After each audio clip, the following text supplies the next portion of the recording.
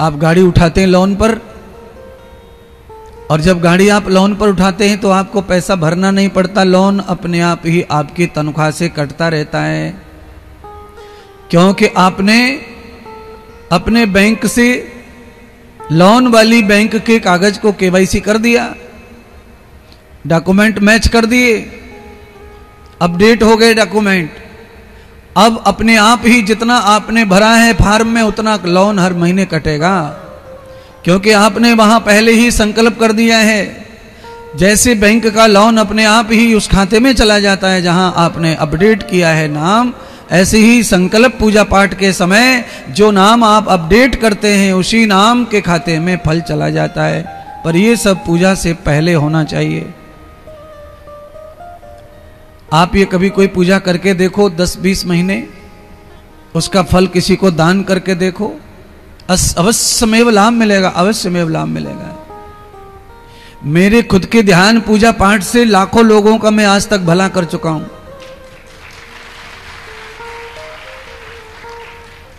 मेरे पास कोई आवश्यकता आ जाए, किसी का फोन आ जाए, किसी का मुझे मालूम हो जाए और वो मुझसे चाहे कि मैं उसका कुछ भला करूं, तो फिर मैं अपना शाम सुबह जो भी भजन ध्यान सेवा अर्चन करता हूं, मैं संकल्प पढ़ना जानता हूं स्वयं से, इसलिए मैं संकल्प पढ़ के उसी समय उसके नाम का मैं पानी छोड़ देता हूं, संकल्प फूल छोड़ देता हूं। मेरा जो भी शुभ कर्म दिन भर का हो आज पूरा उस खाते में चला जाए जहां उसकी आवश्यकता है। आज मेरा जीवन बढ़िया है, स्वस्थ है, इसलिए मेरे परमात्मा मेरे पुण्य को आवश्यकता वाले खाते में डाल दो। सच्चे मन से मैं संकल्प करता हूं, उसका लाभ प्राप्त हो जाता है यजमान को, चाहने वाले को। और यही भगवान करते हैं, भगवान भी यही करते हैं बंधुओं, संत महात्मा गुरुजन भी यही करते हैं, और भक्त को भी ऐसा ही करना चाहिए। अगर किसी का भला करना है तो आपकी पूजा से भला हो जाता है। अच्छा बोलिए, पंडित जी लोग ये पढ़ते हैं, पाठ कर रहे हैं पोथी का, पर पाठ करते समय संकल्प जब पढ़ा गया है उसमें आपके निमित्त पढ़े गए हैं संकल्प में।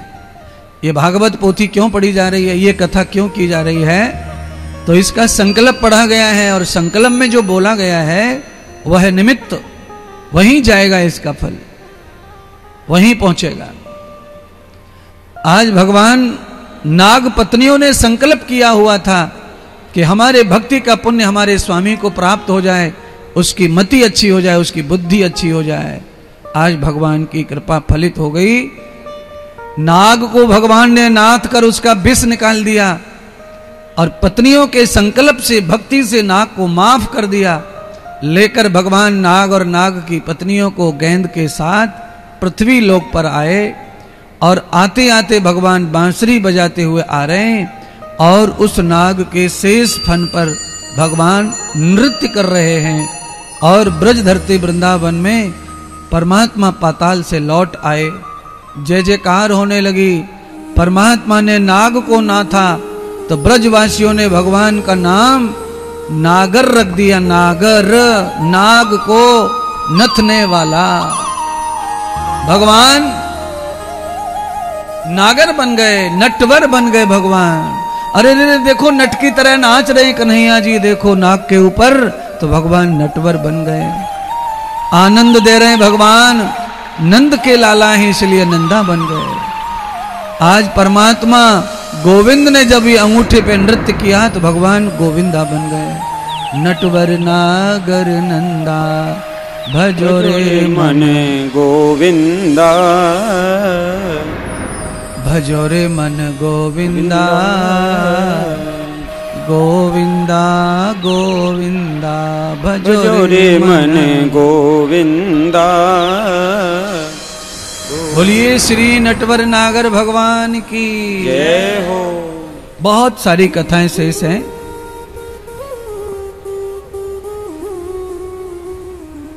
ब्रज में परमात्मा पधार गए तो भगवान की चमत्कार की जय जय होने लगी महाराज। भगवान का चमत्कार जय जयकार बन गया। चमत्कार तो है ही जनमानस के लिए, भगवान के लिए वो चमत्कार नहीं है। भगवान के लिए तो बाएं हाथ का खेल है। वो तो सृष्टि को बस में कर सकते हैं। नाग को बस में करने का क्या बड़ी बात है। सृष्टि पर जितने नाग हैं सब परमात्मा ने ही प्रकट किए हैं, जन्मे हैं। तो कहाँ से प्रकट किए, वहीं से बस में करना भी आता है। सकल सामर्थ्य परमात्मा का है। पर भगवान लीला कर रहे हैं, और लीला भगवान ने इसलिए की कि कभी भी जिस नदी को हम पावन माता का दर्जा देते हैं, जिस नदी में पूजा या स्नान करके हमारे पितर तर जाते हैं, उन नदियों में गंदगी ना डालें, ऐसा भगवान इस लीला से समझा रहे हैं। उनमें विष ना घोलें, उनको पवित्र रखें और पवित्र से पवित्र रखें, और समय समय पर पवित्र करें।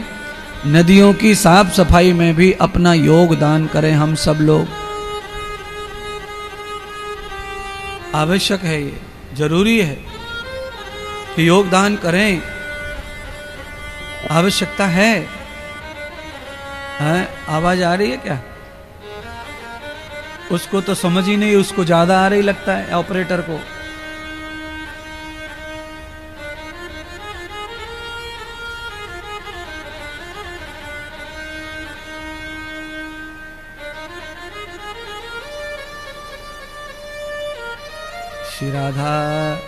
श्री राधा रमण भगवान की जय हो। हाँ,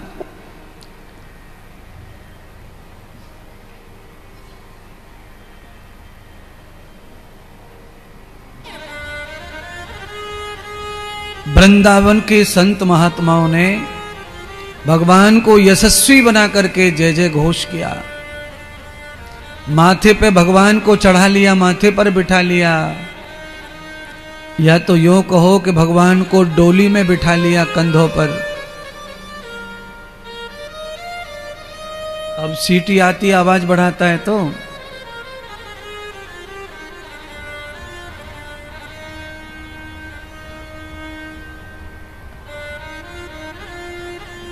वृंदावन की परिक्रमा करने लगे। ब्रजवासी वृंदावन की परिक्रमा। टीवी पर कथा सुनने वाले 1,73,000 गाली देते हैं साउंड वाले को हर कथा में।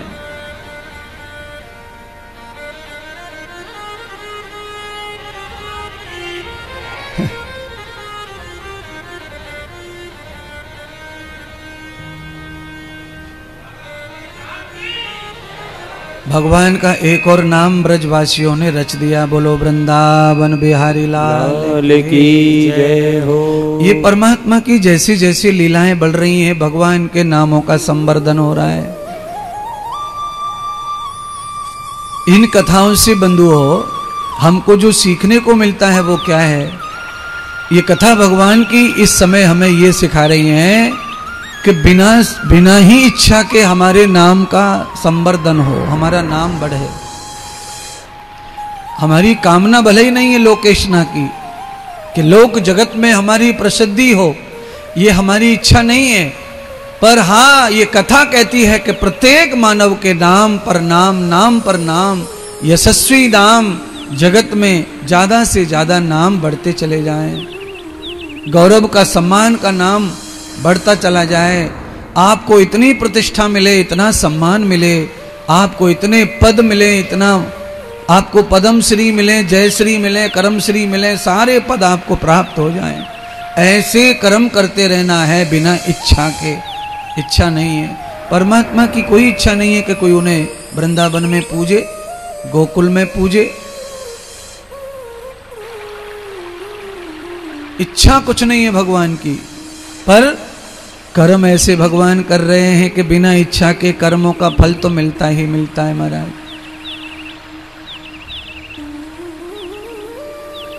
भगवान वृंदावन बिहारी बन गए।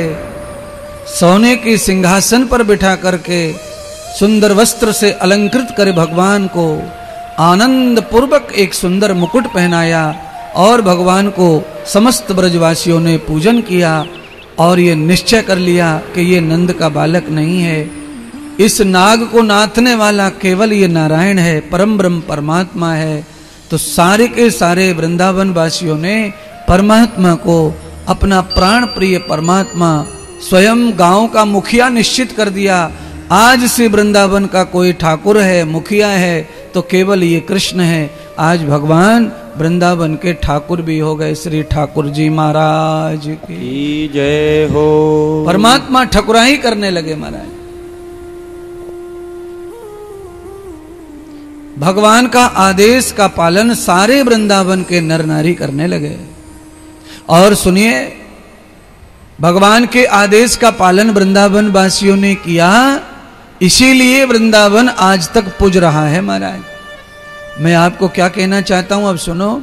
इस कथा से ये सीख लेनी है कि जो भी हमारे क्षेत्र में जो भी कोई पूजनीय महात्मा हो जाए और जिनका नाम पूजनीय हो जाए, उनका ही आदेश उपदेश हमें मानना चाहिए, जिससे हमारा और हमारे समाज का और क्षेत्र का उद्धार हो जाए। जरूर ये करना चाहिए महाराज। आपके क्षेत्र में कोई महात्मा रहते हैं, कोई महापुरुष रहते हैं, उन्होंने कोई जय जयकार की है, तो आप उनका सम्मान करो और उनको अपना स्वामी मान लो, पालक मान लो, निर्देशक मान लो। आपका कल्याण होगा, आपकी जय जय होगी, आपके क्षेत्र की जय जय होगी, आपकी रूह की जय जय हो जाएगी। किसी भी बढ़ते हुए महापुरुष की आलोचना न करनी चाहिए और ना ही सुननी चाहिए। जो महात्मा दिन रोज बढ़ रहा हो, उस महात्मा का आलोचना करना भी नहीं और सुनना भी नहीं। दोनों से ही हानि होती है और अपराध लगता है, पाप लगता है। करना तो है ही बुरी बात, पर बुरी बात सुनना भी बुरी बात है। बुरी बात का सपोर्ट करना भी बुरी बात है। बुरे लोगों का संग करना भी बुरा बात है। जिन लोगों में धर्म के नाम पर धर्म रहा नहीं, केवल मतलब रह गया है, स्वार्थ रह गया है, तो वैसे तो स्वार्थी लोग आपस में मिल जाते हैं, प्यारे हो जाते हैं, फ्रेंड बन जाते हैं, दोस्त बन जाते हैं। जिनके विचार और बुद्धि मिल जाती है, उन्हीं को दोस्त कहते हैं। चाहे वो कोई भी हो और चाहे वो कितनी भी अपनी सफाई दे। सफाई से कोई साफ नहीं हो जाता है, क्योंकि उनके अंदर जो मैल है वो भले ही दिख नहीं रहा है किसी को, पर वो समय आने पर जरूर दिखता है बराबर। वो नहीं दिखे ऐसा कभी नहीं हो सकता है। दिखता है यानी दिखता ही है।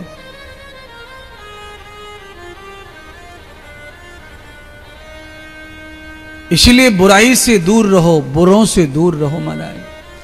आज परमात्मा ने पूरे ब्रज मंडल श्री वृंदावन पर बिना चाहे पद प्राप्त कर लिया और सम्मान को पा रहे हैं। बड़े बड़े ऋषि मुनि, ज्ञानी ध्यानी, बड़े बड़े भजनानंदी महापुरुष परमात्मा श्री कृष्ण के बाल रूप की सेवा कर रहे हैं, पूजा कर रहे हैं महाराज। भगवान को सिंहासन पर बिठा करके भोग लगा रहे हैं, आरती कर रहे हैं, गीत गा रहे हैं और भगवान को अपना स्वामी मान करके पूज रहे हैं। और आज उसी पूजा का परिणाम है कि भगवान भले ही लीला करके वृंदावन से चले गए थे मथुरा द्वारका, पर आज भी परमात्मा यहाँ लीला करते हैं। इसलिए सारे दुनिया यहाँ आती है लीला दर्शन करने। यत्र यत्र लीला देखते हैं लोग, यत्र यत्र लीला देखते हैं लोग। मंदिरों में लोगों ने स्थापित कर रखी है लीला। मधुवन है, निधिवन है, ये पावन ऐसे वन हैं। और जब आप केदारनाथ, बद्रीनाथ, गोवर्धन के आगे जाते हैं तो वहां पे तो वनों की खान लगी हुई है, अनेक वन है महाराज। उन वनों में परमात्मा नित्य लीला करते हैं महाराज। वो वन आप नहीं जानते, आप तो खाली बिहारी जी को जानते हैं बस। पर जो वन मैं बता रहा हूं गोवर्धन के आगे बरसाने की साइड में, उन वनों में ही भगवान नित्य लीला कर रहे हैं। आज वहां साक्षात भगवान नित्य लीला कर रहे हैं महाराज। 84 कोष की परिक्रमा में उन वनों का भी दर्शन होता है। वहां बहुत सारे बड़े बड़े मंदिर नहीं है, इसीलिए वहां पर झुंड नहीं है, भीड़ नहीं है, पर असली वहां आनंद है, असली दर्शन वही है, असली लीला छवि वही है। चाहे वहां पेड़ पौधे पहाड़ खड़े हैं, पर उन पहाड़ों की वादियों में ही परमात्मा नित्य विहार कर रहे हैं महाराज।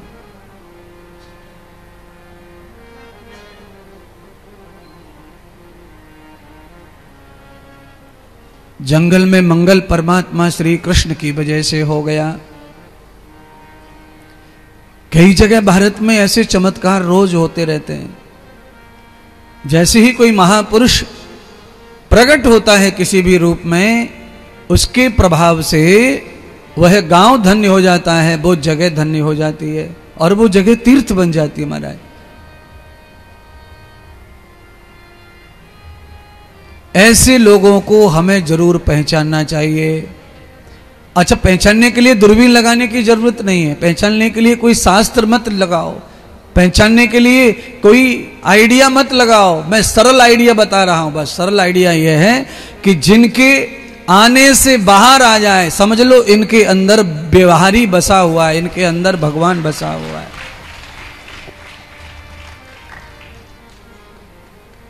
आने से बाहर आ जाए और उनके जाने से बाहर चली जाए तो आप पक्का मान लो कि इनके अंदर ही बिहारी है, परमात्मा बसा हुआ है। इनको स्वीकार कर लो। अब इसमें ज्यादा जरूरत नहीं है ज्ञान लगाने की, पहचानने की। जिनके पाने आने से आनंद बरसने लगे, समझ लो इसमें ठाकुर है। इससे हमें लाभ प्राप्त होगा, इनकी पूजा सेवा अर्चना वंदना से। बस इतना समझ लो, बिल्कुल संशय मत करो, उसमें संशय खत्म कर दो महाराज।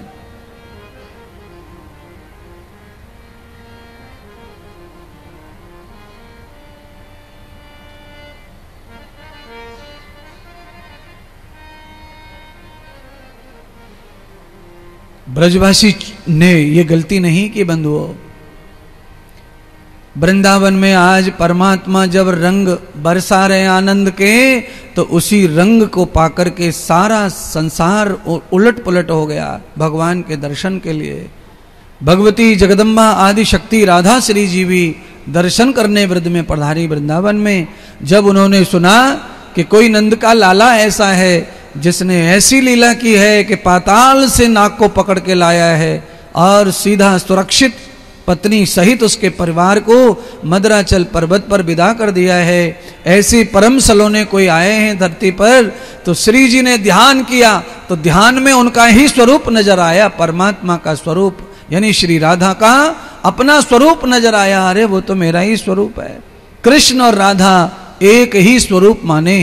तत्वदर्शी महात्माओं ने उनको लेडीज और पुरुष के रूप में नहीं देखा, उनको केवल और केवल कृष्ण रूप में ही राधा जी को देखा है। इसीलिए परम तत्व राधा दिखने लगी श्री कृष्ण तत्व को, तो राधा वहां से चलकर श्री वृंदावन आई।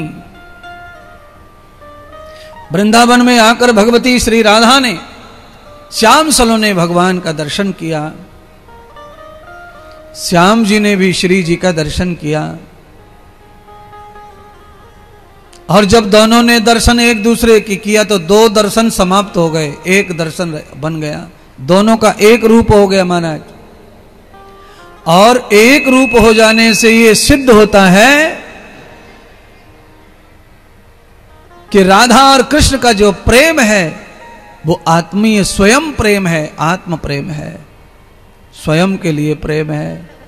श्याम जब राधा को चाहते हैं तो प्रकट कर लेते हैं राधा को, राधा जब श्याम को चाहती हैं तो प्रकट कर लेती हैं।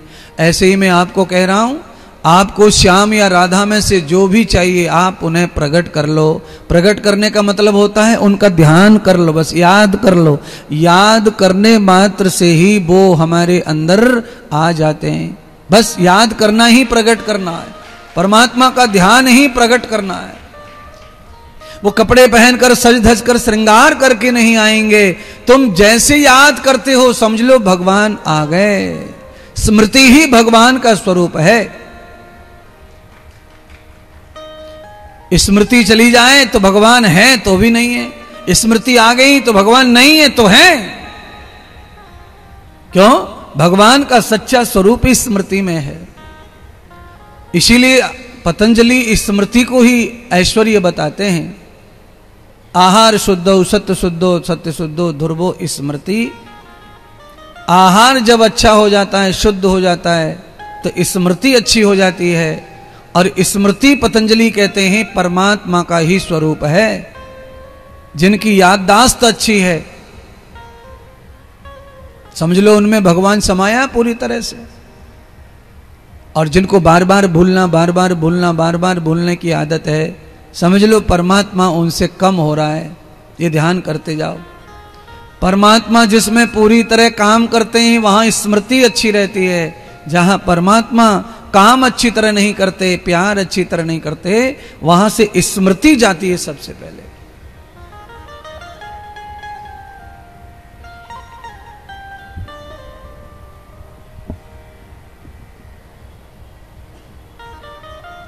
तो हमारी और आपकी स्मृति अच्छी होनी चाहिए।